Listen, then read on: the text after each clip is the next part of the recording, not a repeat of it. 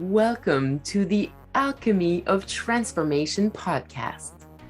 I'm Anouk, a transformational coach, multidisciplinary artist, speaker, and teacher. And I'm Elijah, a multidimensional coach, a transformational artist, speaker, and teacher. We are two source workers deeply connected with our cosmic origins. We are all about incarnating our higher purpose into our lives and helping others do the same. In our discussions, we will share our favorite pieces of wisdom and tools that we personally use to stay aligned and get the best out of ourselves. We hope that you are as excited as we are to deeply explore the mysteries of the multiverse. Are you ready?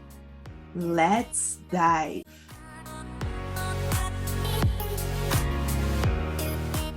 Welcome, beautiful star being. This is the Alchemy of Transformation podcast, and this is our very first episode. We thought that talking about vulnerability and the importance of vulnerability in the transformation process would be a great topic. I'm so glad we're here. Wow. Well, thank you for the introduction to our podcast, Anouk.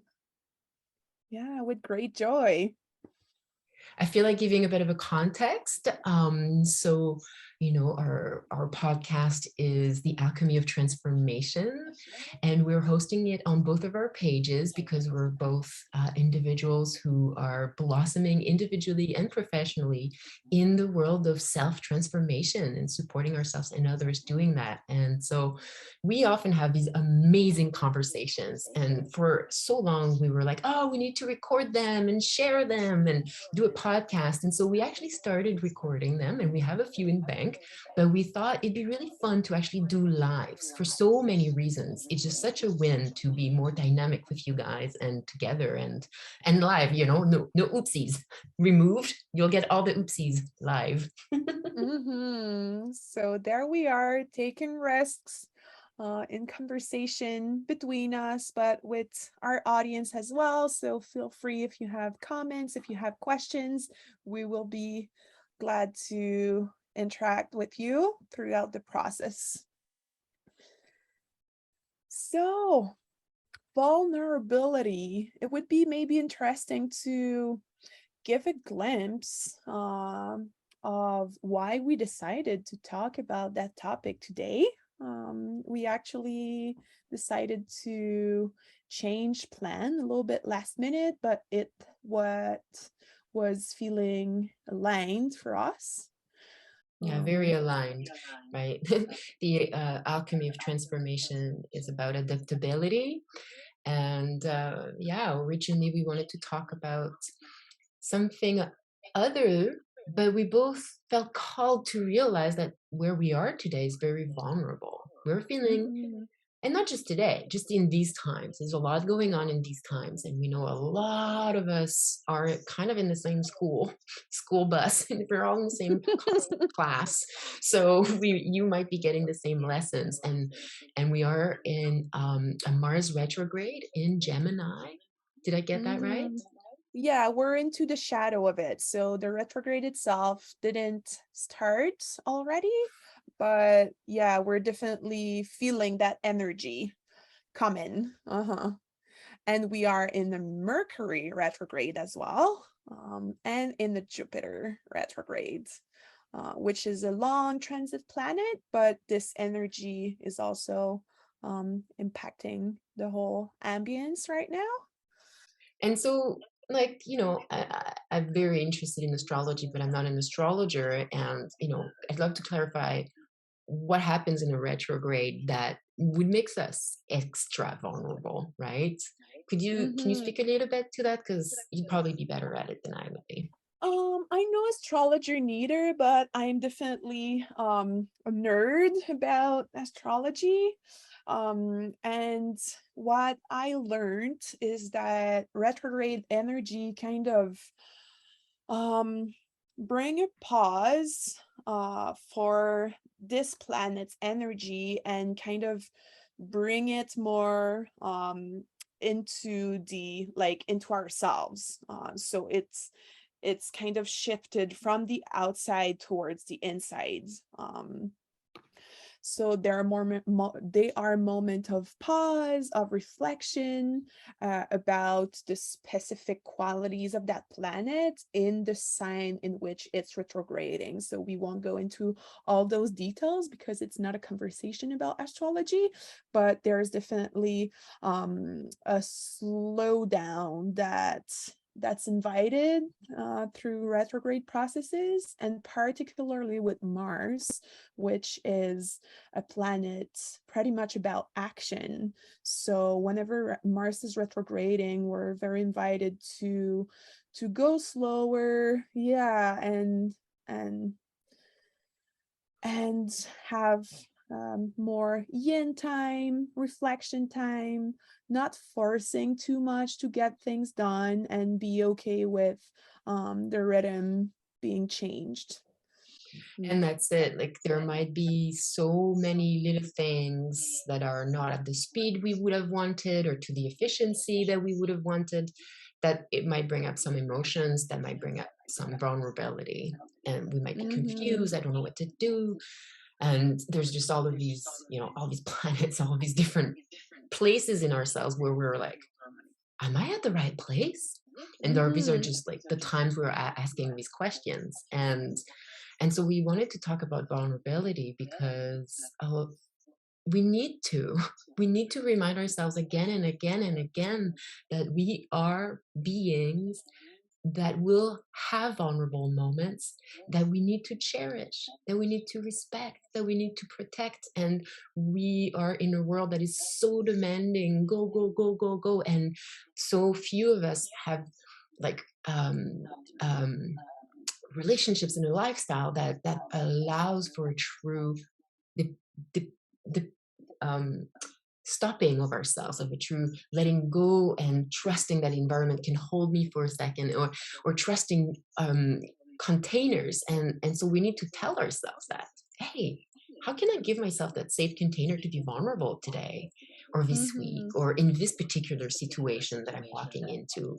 And I think Anouk and I wanted to bring a reminder of the importance to give ourselves the space, and then what we might come against as we face or don't face our vulnerability. And we're hoping that you will welcome your vulnerability a little bit more than before this podcast. Totally, totally. And what came to mind while you were talking, if we conclude this retrograde introduction, is that retrogrades are prompt to bring to light what is in our shadow, to bring to light our blind spots, because it is what's in the way, and it is necessary to address it. And as we're into more action, outwards looking oriented, it's harder to be inside and outside. So it's an opportunity to acknowledge what's in the way, and what's in the way and what we don't want to see or be in touch with is often old traumas, fears, and all kind of stuff that is very vulnerable. So it felt like accurate in the circumstances, and it's accurate in both our lives right now. So it was a way to honor ourselves in that space of vulnerability, because actually our first topic was to talk about playfulness, and it's a teaching that is very dear to our heart, and we'll definitely come to it either in that conversation or further one.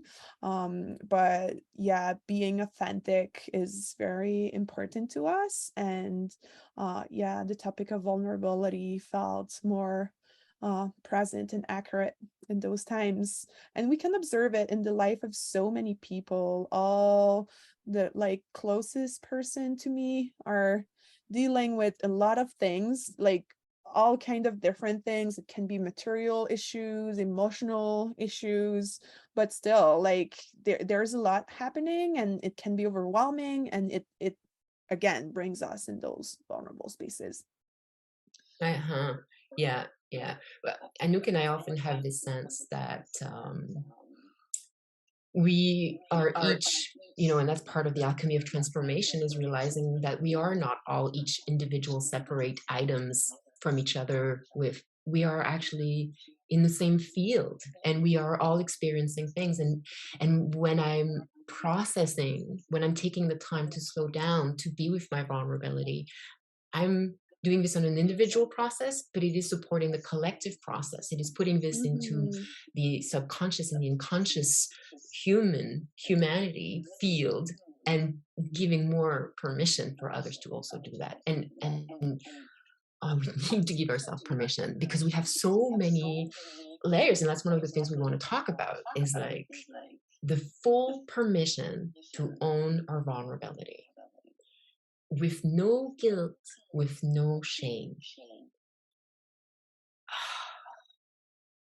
Nothing to prove, no perfection to bring forth, other than the one that's right there in the perfect imperfect vulnerability that is showing up through a deep emotion, a deep insecurity, a deep longing. Mhm. And I just wanted to point out that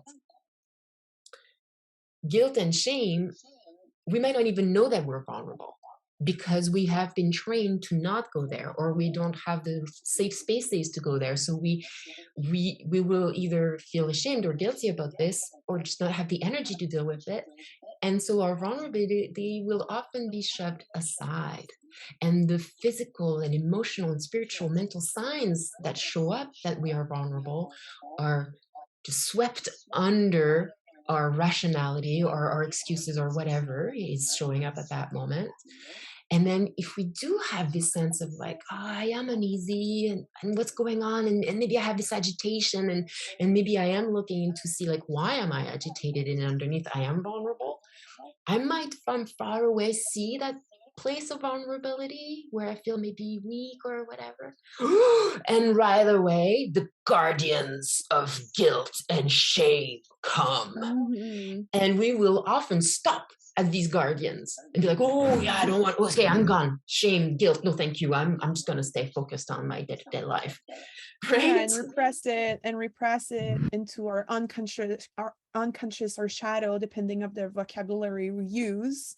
Um, and what's behind that is this hardwiring that we have as human being for connection, and we want to maintain connection. And there is a belief, a limiting false belief, that if we go into those vulnerable spaces, we will lose connection, that we are unworthy of connection in those spaces. So it's kind of Mhm. a survival mechanism, full of distortions, but that has been very useful at some point of our life. And we kind of gave the steering wheel to our ego, which has the role of making us survive into that world, and put all those personas, of, yeah, being doers instead of beers. Um, and leaning into vulnerability is belong to being, belong to feeling, belong to remaining. So there is this collective belief that we are worthy only if we are accomplishing something, Mhm. and that we have to provide, which is a very unhealthy masculine way of operating, but it's not, yeah, the purpose of our conversation. But it And, was, and you oh, you sorry. said something that made me like, oh, yeah, like young, like us humans, mammals, we're so connected to bond, right? Like you just said, we need healthy bonds and healthy connections. And like young, maybe we were taught that vulnerability is not so good, or like you said, we will make certain choices by ego to remain in the bond and to Mm-hmm. feel worthy of the bond with this exterior person. But I think our work as adults and to grow an adult ego is to realize that when I make that choice of keeping that bond, of like staying perfect and good enough in the appearance to keep that bond on the outside, I'm cutting myself off from myself. The most Mhm. important bond that I could have is with myself, and with Mhm. my own personal resources and sources. Mhm. And when we actually feel vulnerable and allow ourselves to feel vulnerable, it is actually access to who we are, access to creating a Mm. deeper bond with myself and my life force and my emotional power and spiritual power and physical release too, because the body will hold. And whenever we don't bring it with consciousness, it will keep holding. And so if we have shame and guilt about vulnerability, it's not going anywhere. It's just being shoved deeper into the body anyway. So we're just Mhm. creating, it's important to create space to create that conversation and that communication, that connection with ourselves by choosing ourselves and allowing ourselves Mhm. to be vulnerable. And there's a Yeah. term that you use, Anouk, that I love, which is leaning in. Ah, I find that leaning in to whatever shows up, like vulnerability, that eases me. When I hear that, it brings me at ease, and I get to breathe out and just lean in. I don't have to dive in. I don't have to not be into it. I can just slightly lean in. Mhm. Mhm. Yeah, it brings me back to my own processes. I'm going through some deep healing processes at the time, and without going into what it is exactly, it started a couple of weeks ago after months of feeling very solar and in expansion and connecting to my joy and my purpose. But life is about cycle, and one day I just woke up and felt some tensions in my body and like felt that there was repressed emotions there, and there was this awareness that there is no rush. And in that case, the term leaning in was to, oh, I hear you. Oh, I'm curious. Oh, that's okay to feel that way, even though I'm not at my best, and it's asking me to slow down. So and the process is ongoing, and it's been weeks, and each day is different, and it's about be with what's there and no, not being into rushing. Um so because there is like even into like healing, we can tend to rush and want to like get it done. Yesterday. Uh-huh. And Mm. it's so tricky because there's so many layers to healing, because there's so many layers to who we are. We have many selves. We have a mental self, an emotional self, and like we can do a lot of healing emotionally, but the body might take a longer time, and like Mhm. sometimes we still have grievance in the body that mentally, oh yeah, I get it, I forgive, done. I get why they Mhm. did that because I touched my higher self and I saw from a higher perspective. I get it. It was meant to happen. But still physically there's things that we hold in, right? And it's like giving the time for all of these phases to have the time and like be at peace with the fact that yeah, you integrated this like 2 years ago and now you just got triggered again. Mhm. La vie, it's okay. You just you hadn't touched that part yet. You get to just refeel, relive, and reframe, and just love and just get in touch with yourself, and yeah, not rush into it. But fuck, Mhm. like I remember, like I graduated from the Barbara Brennan School of Healing 10 years ago, something like that. And I remember in my last year is when I touched, like it was a 4 year training, and it's only in the last year that I was really touching my deepest wound of like the abandonment that I received. Mm. And it was the end of the last year, and I remember like, oh great, I've touched this, and I did a few processes at school, and I'll do a bunch of more processes with my therapist back home, and I'll be done. And then my teacher was like, oh, I cried for 20 years. I held my little inner child for 20 years, letting her cry. I was like, well, not me. You might be a teacher here, but I'll prove you wrong. Uh, and what would you say 10 years later? Well, that I had started to deal with the mental accepting. I was starting to be able to see for real the pain, the abandonment, the negligence.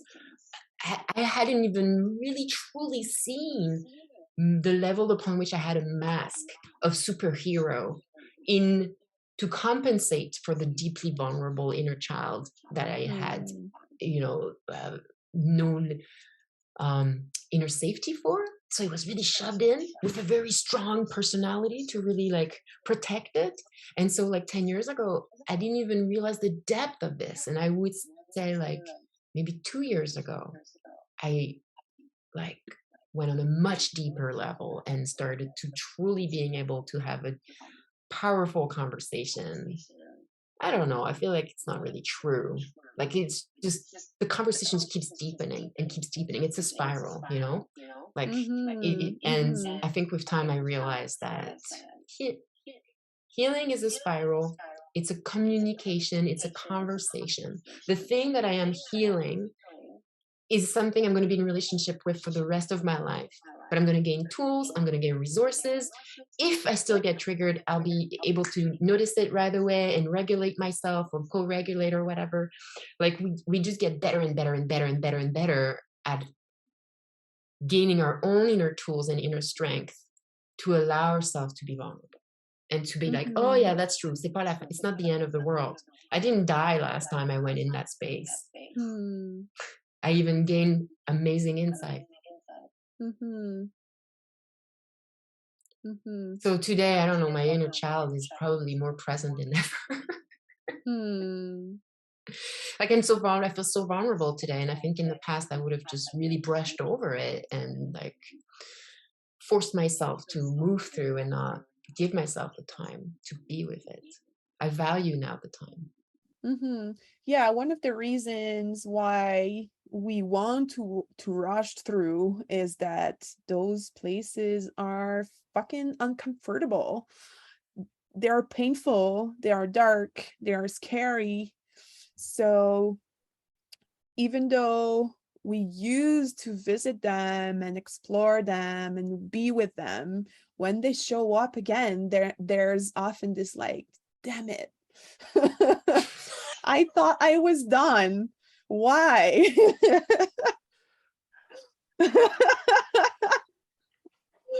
Uh-huh. And then you up there is like, because you asked for it. Mhm. Mhm. Yeah, and there's a deeper lesson to go get there and a deeper level of freedom, a deeper level of love to reach. So the deeper we go, the freest we are. True that. Mm-hmm. And I just really truly love more and more like having space for the many aspects of me and you finding a bigger and bigger place within me to unify all of them and to Mm-hmm. be less, you know, this is allowed and this is not allowed, to have less guardians that fragment pieces of me, you know, like for example, not allowing myself to feel vulnerable or to feel whatever, right? um I feel like you said it, like the biggest resource I think we can create for ourselves or tap into in terms of vulnerability is learning to be with the discomfort. Like you said, you know, learning to be more and more okay with the fact that it's uncomfortable right now. Mm-hmm. I'd say, you know, I don't know, like in the world of ascension, if that's a language we can use in the idea that a self can develop into higher and higher states of consciousness, and it comes with many many things and ups and downs and dark nights of the soul. But at some point I realized in my deep cleaning of all of this, wow, I just experienced this deep dark heavy thing and I whoa, and I had therapy or this and that and the other, a good friend, I had the right space I created and I processed through it and I got good, I got better, I got happier, I got more fulfilled, I got more in touch with myself, with my need. Again and again and again, it's like, oh, I went through this dark contraction and then I went through this light expansion and then dark contraction and then light expansion. And then truly just realizing that this duality is just reality. And and when we polarize that one over the other of this duality is better, that's when we get into resistance of being with the Mm-hmm. discomfort, right? Like if I'm Mm-hmm. like, whew, it can be hard sometimes, and it's worth it. There is something on the other side. Like to to not be so, oh, why? Why me? Why now? Like dramatizing the thing on, like adding meaning on top of the just the fact that you're experiencing this. Right now you're just experiencing this. Like and the resistance, the emotional resistance just adds to it and and that just stops the growth, or slows it down. And so to be more and more and more and more at peace with the fact that duality is part of our reality. And by accepting that they're both there, we can actually expand to hold both together as opposed to constantly switch from one to the next with Mm-hmm. emotions about it. Mm-hmm. Totally. And so I think that's like that sense of bringing all of this, all of it for me, that's what how I work, is always bringing a higher context.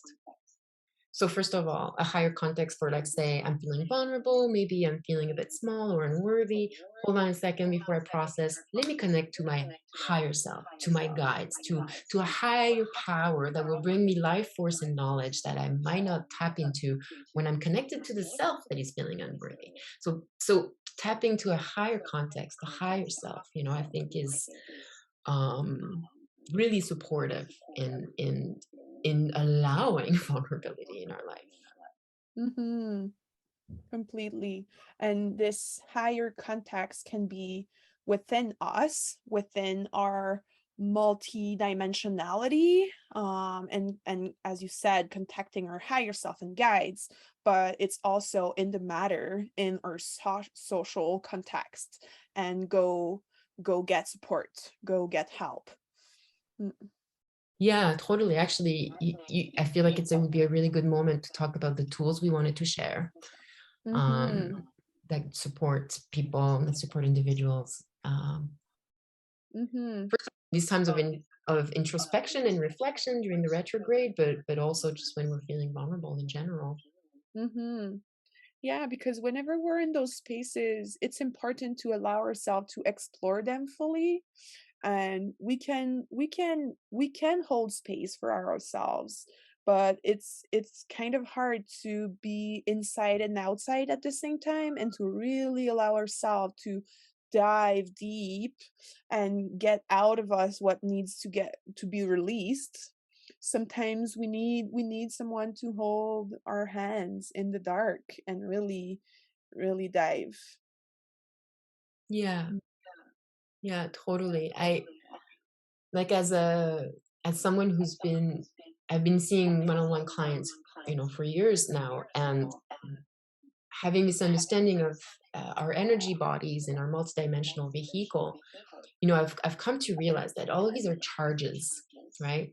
And like if I emotions are charges, memories are charges, and they're like compact so we can live. But then if we're, whoa, something might be ready to come forward and expand so that we can start seeing the pieces and reframe and clean and well, as this rises, you know if another human is with us, their field becomes available to us. The resources in their field, in their energy field, whether they speak or not, becomes available to us.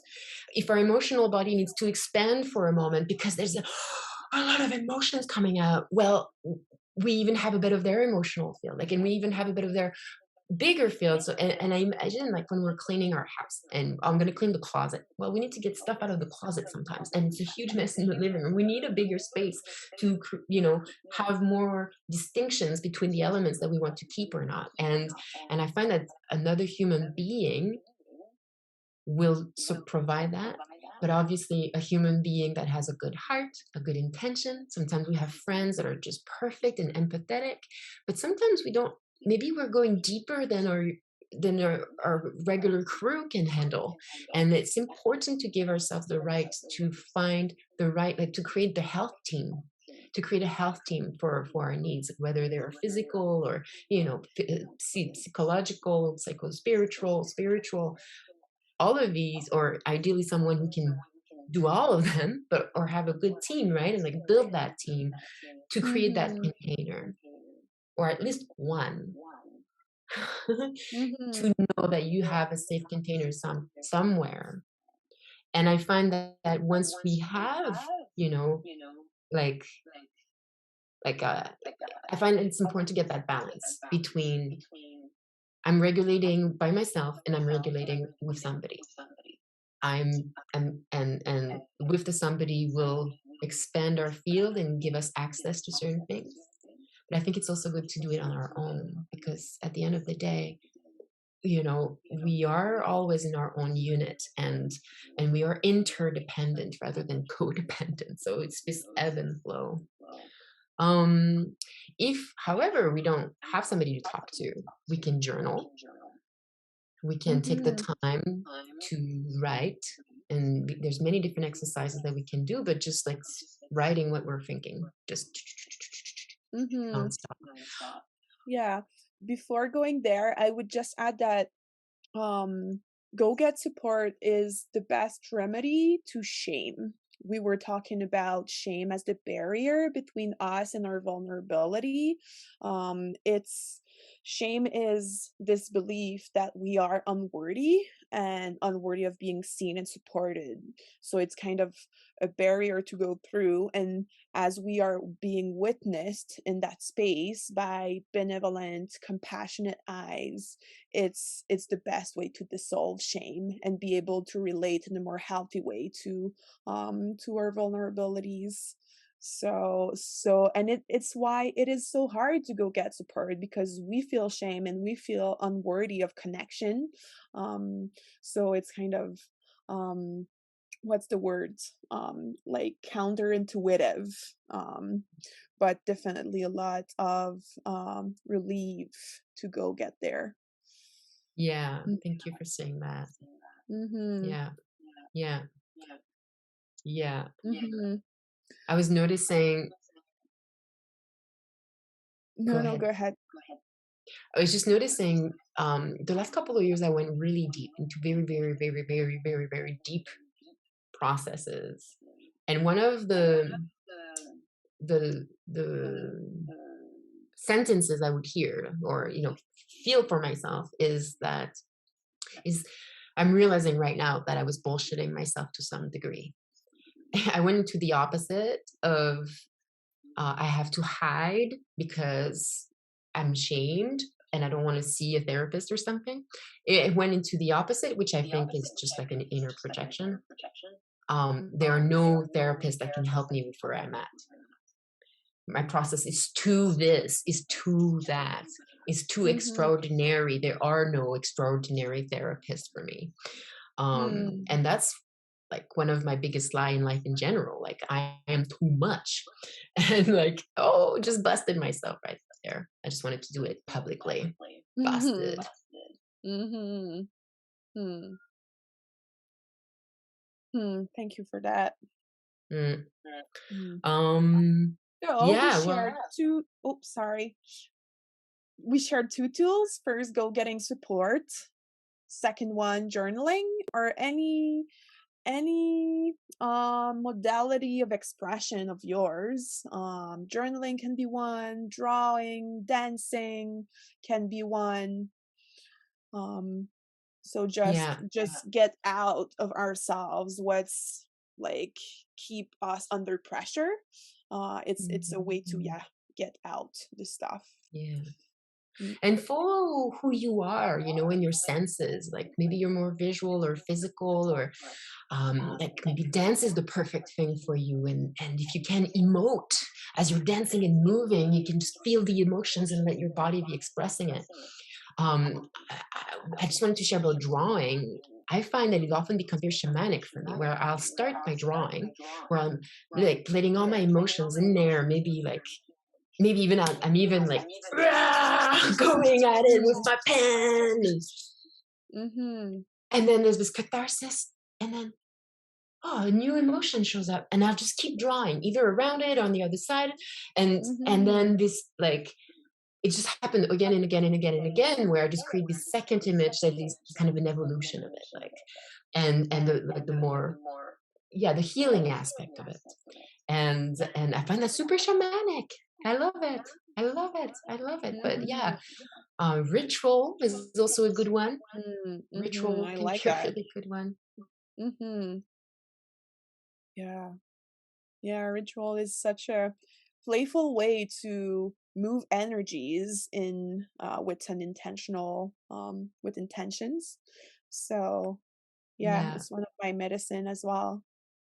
Mm. Right, because ritual kind of speaks to the psyche and the subconscious and the soul directly, because it speaks through ritual, through symbol, I mean, right? And Mhm. images and symbol are the languages through which we can more easily communicate with soul. And so by using the symbols, it's just this direct message coming from our will and intention. And it's just telling matter where we would like it to be. Mhm. And the pieces of matter that we don't want anymore, to let them go. Mhm. It's like quantum physics mastery. Totally. Uh-huh. Oh, I'm too silly. I'm too silly. Uh, do we have Um, any other tool to oh, share? you often bring that up, and it's like connecting to the feminine, Mhm. allowing the feminine process. Mhm.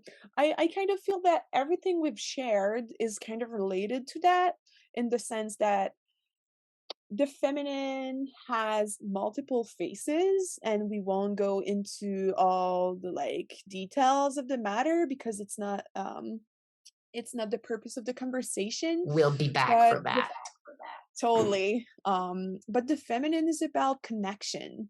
The feminine is about nurturing. The feminine is about like the archetype of the mother is an important one.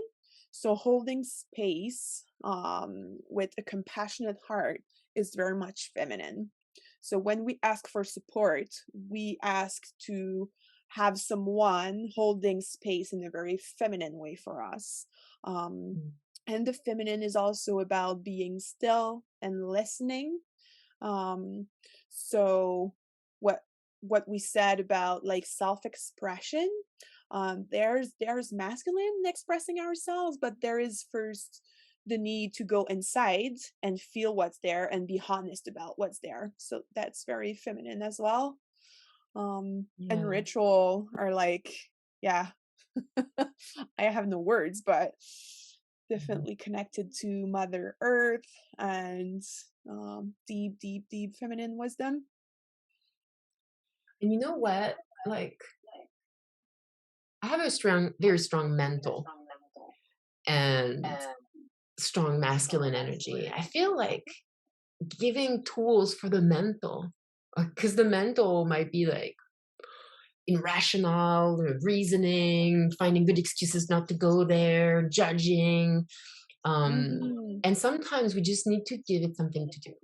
Like, like my Mhm. dog. If I don't want it to chew on something, I'm gonna stop that action, but I'm gonna give it something to chew on that it's okay to chew on. So Mhm. if like my mental is not giving space to a deeper space, like or wants to contribute too much, or is just too in the way, um, Mhm. right away, one thing that I can think of is just speaking to it directly and saying, thank you so much for being a protector. Mhm. And if you could hold the Mhm. space while we're Mhm. going deeper, Mhm. and just to remind it that it can be a silent space holder. Mhm. And if something else needs to happen, we can count breaths. Yeah, I Be- was about to say that dropping in the body is a very good way to distract the mental. And of course, as we live so much in our head, the mental's gonna try to take control again, and that's totally fine. It's just about catching ourselves and say thank you again, releasing again, and dropping back into the body. This is where the gold is. Uh, Yeah, that's where the gold is. You said it. mm, And that makes me think that I just feel like lately I've been reading about trauma and things like that, and I just want to highlight that for some of us, it is really hard to drop into the body because there is so much in there that hasn't been given space or resources to be dealt with. mhm, And that might come, you might know that that's the case if it's hard to go in the body, if you feel numb in certain areas in your body, if it's hard to mhm. feel certain areas of your body, if there are areas like part of your bum or your leg or your arm or your, just Yeah, be aware to that. if your breath is shallow, definitely, it's an indicator that there is not a lot of consciousness and attention and energy in the body. There's a lot of holding on. Mm-hmm. Right. And so a good thing to do is to learn to take deeper breaths with deeper exhales, deeper breaths with letting the diaphragm actually contribute to the experience, not just the middle or the upper or the lower, but just have you know, a breath that brings in the shoulders and the breast and the belly. And one thing I love to do is exhaling and contracting the belly. I Mm-hmm. find that, oh, I can feel my abdominal muscles and it's telling me I exist. Wow, I have a body and I exist. My spirit, my mind, my soul, I am in this body. And when I contract in my belly or then even my buttocks, it's like anchoring me down there. And if I stay down there and breathe, I can actually really feel my mind transporting down there. And something slows down.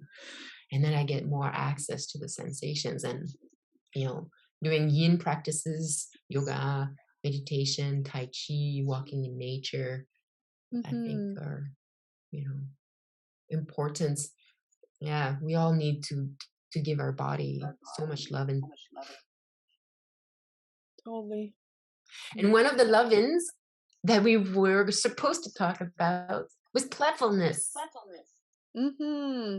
I'm kind of reaching the limit of the time I had today. Um, but But that's let's all, we're keep done. that. We're done. Let's keep that as an opening for our next or for an upcoming conversation. Um, I'd like I'd like to finish that conversation about making the link between vulnerability and transformation, because we talked a lot about vulnerability, but how does it contribute to transformation? So as we allow ourselves to dive deep, be with it, forgive it, accept it, it's like a child's tantrum. If you ignore it, the child's gonna stay activated in that space. But when you see it and you send to the child a message that he or she is seen, then the tantrum's gonna stop and the energy is gonna be released. So whenever we let go and release, there is this huge amount of space and energy that's now available to something new to emerge. And this is what healing is about. Um, it's yeah. I mean, it's painful, but it's for more freedom. It's for more of ourselves to uh to come into our lives. So it's the exciting part of it, and it usually follows. So we have to be patient and trust and have faith. Um, but it's for more beauty to come into our Yeah. lives.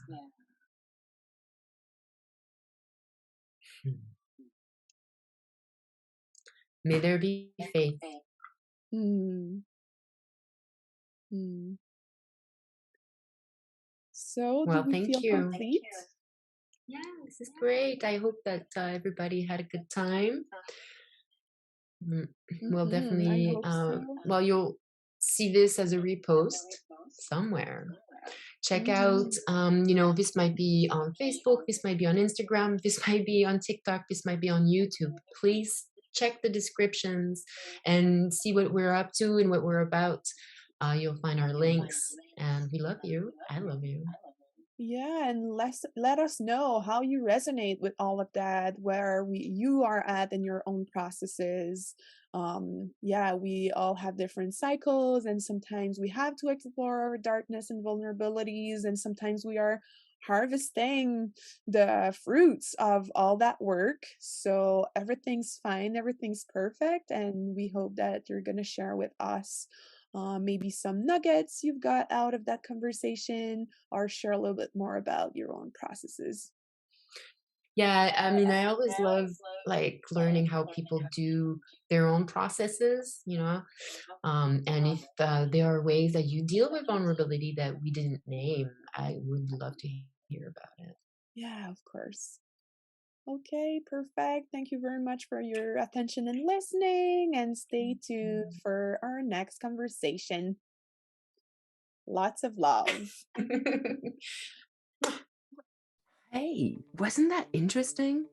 What did you think? We certainly hope that something opened up for you and that you know and love yourself even more. We surely want to witness your insights and transformation, so please share with us what you got out of it.